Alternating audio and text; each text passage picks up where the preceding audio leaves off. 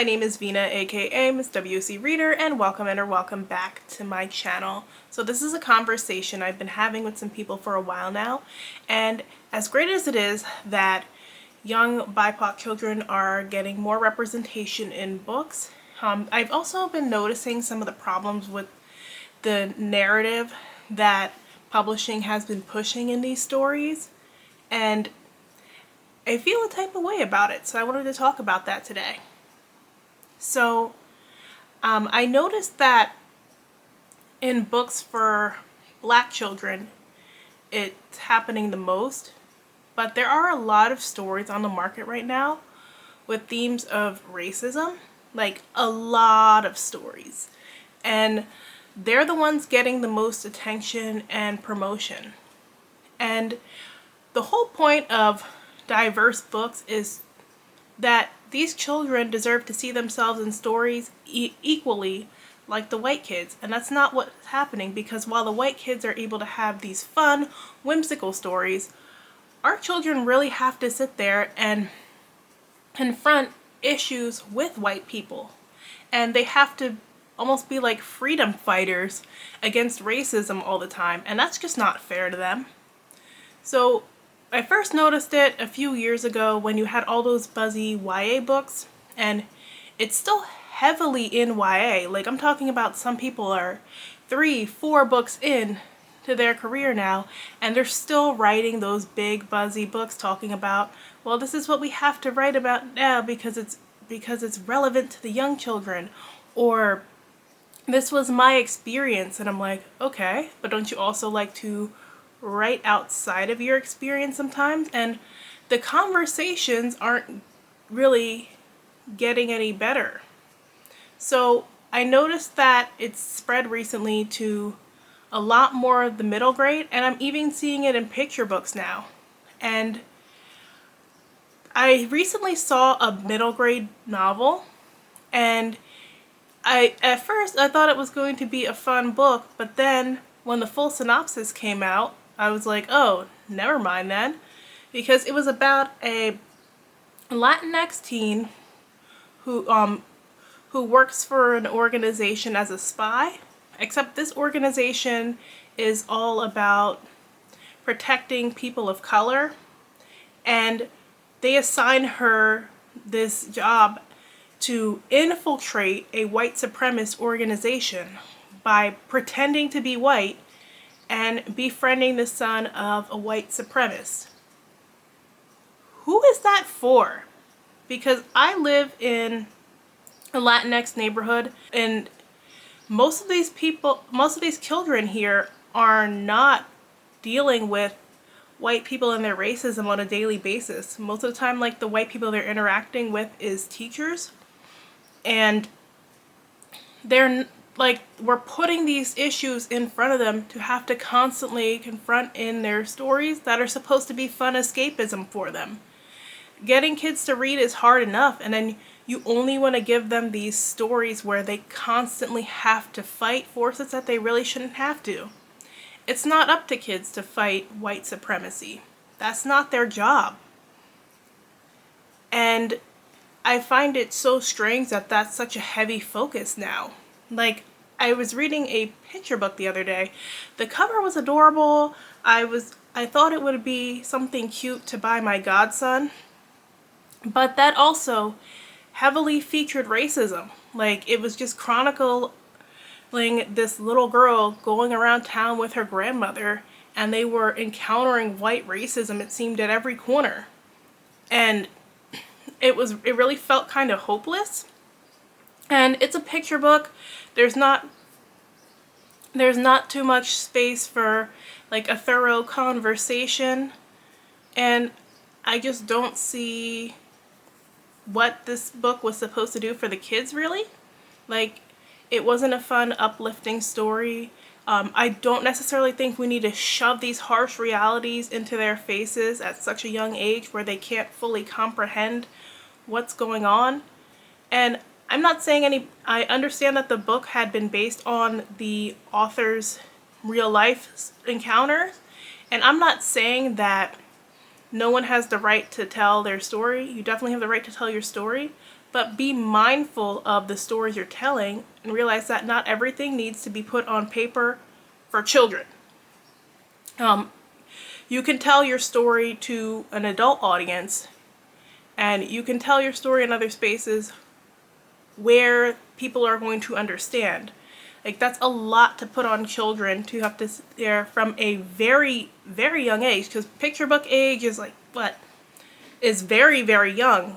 Like, you're reading them to kids who are like 2, 3, 4, 5, 6.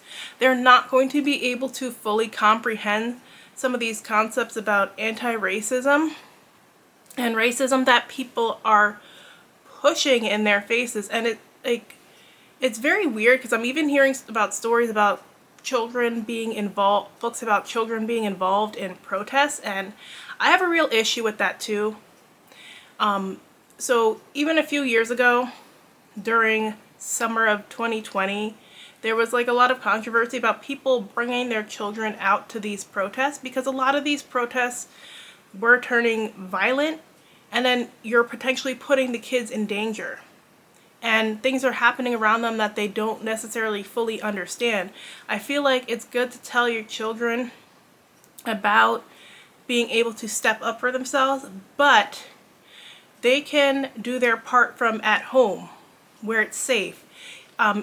Even having experience going to smaller protests myself, like during the first wave of Black Lives Matter, when I was in college, we had a smaller protest at my school. It was just a walk like around the surrounding area of campus, and somebody tried to run us over with their car. Like, they fully knew the protest was happening and what was going on, and they still tried to run us over.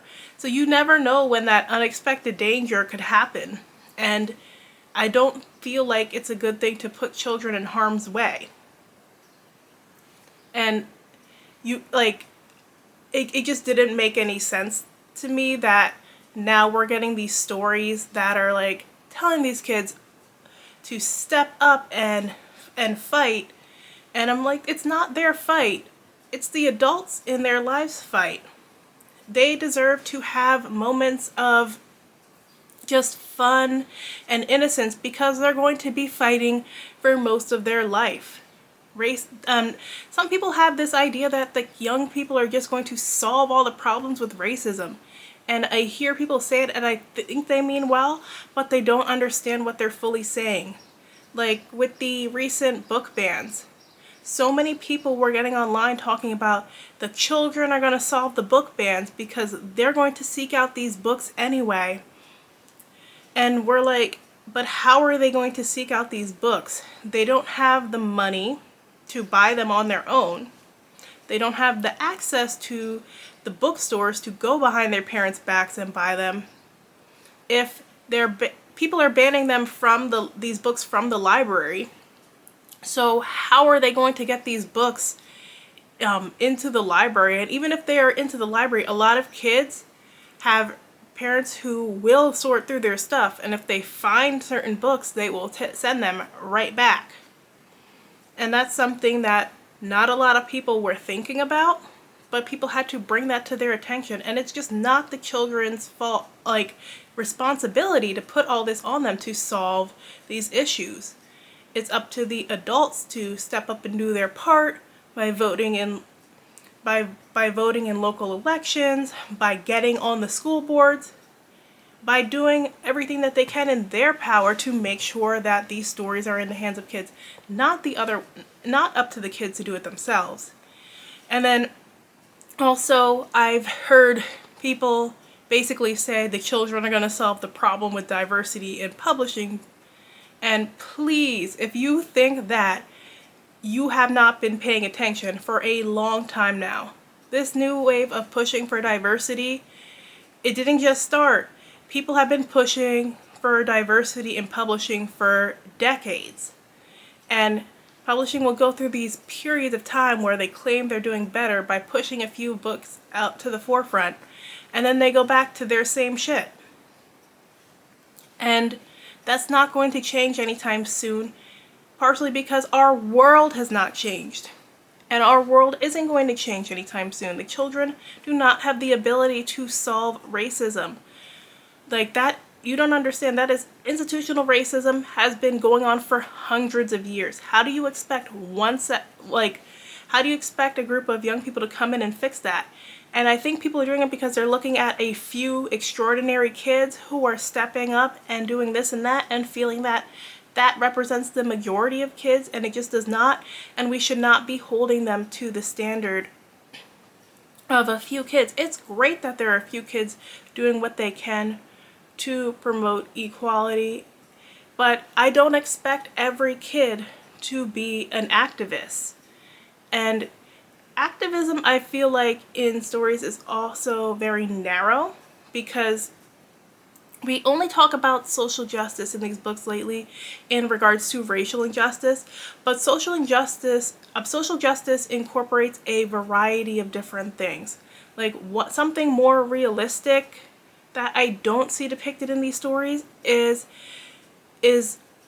community service.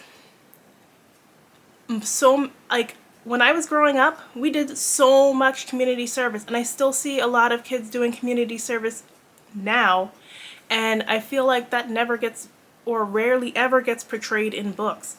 Like, we had an after-school program that we used to go to as kids, and we would get a free dinner and homework help, and it was just a fun, safe place for kids to hang out.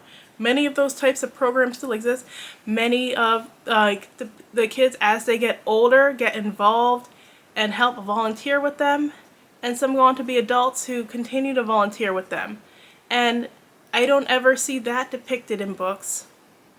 We used to do little camps with the church, and like, us older kids would step up and we would be volunteer counselors and help them watch the younger kids. And I don't see that depicted in books either. Many communities have food pantries and community gardens, and I don't see that depicted either. And I have many memories of helping with the food pantries helping with different food pantries run by churches around town. I used to receive a weekly bag from one of the food pantries through the same after-school program. And even when I went off to college, I remember the Kappas had organized a day for people to just sign up and go help out at a food pantry. They even provided transportation, and I had a friend who was part of that organization, and I went and I helped volunteer at the food pantry for the day. So little things like that I'm also not seeing depicted in stories, but it doesn't make any sense because I know so many people still in my community who have greatly benefited from food pantries and have done their parts to give back. And we're so busy acknowledging what is going on with white people and having our kids suffer against the injustice at the hands of them, while many kids live in communities where they don't have to confront racism on a daily basis, or if they do, they're experiencing more trickle-down racism, in that we know overall the reason why their school is underfunded is because of racism and just the lack of care for education in general in our country. So they're experiencing those trickle-down effects, but they're not directly confronting racism every day. And I feel like that, like, we need to show more of a reality that these kids are going through in these stories. And even the ones who are in very white environments, sometimes they just want an escape to see something different. Like, they already can relate to having to deal with white people and their micro and macro aggressions on a daily basis. So sometimes they just want to read about kids who aren't dealing with that. And they deserve the chance to dream and have wild adventures. Like, I've seen people ask, why are the kids so into backless books lately? Because they don't have to deal with some of the the more traumatic stuff that's being portrayed in these frontless books. That's why. That if you want escapist entertainment, you're going to seek it where you can. And unfortunately, I've heard some teens say they don't want to read these stories because they don't want to have to confront those things in books. They're looking for an escape. And like I said, it started with some of the Black books, and now it's kind of spreading to all different races of people of color. And it's become the majority of stories instead of a few here and there. And it's like it's almost like people are competing with each other to see who has the most buzzworthy story about racism. That the books that just feature kids being normal are quietly off to the side, barely getting any attention. So I just think that's something to think about, especially since so many of us are parents and aunts and uncles and cousins and siblings, and we're looking for these stories. That we also need to be mindful of these stories that we are promoting as well, so that publishers know people want to see these books. So let me know what you thought of this conversation in the comments section below. And thank you so much for watching. I will check in with you guys soon. Bye!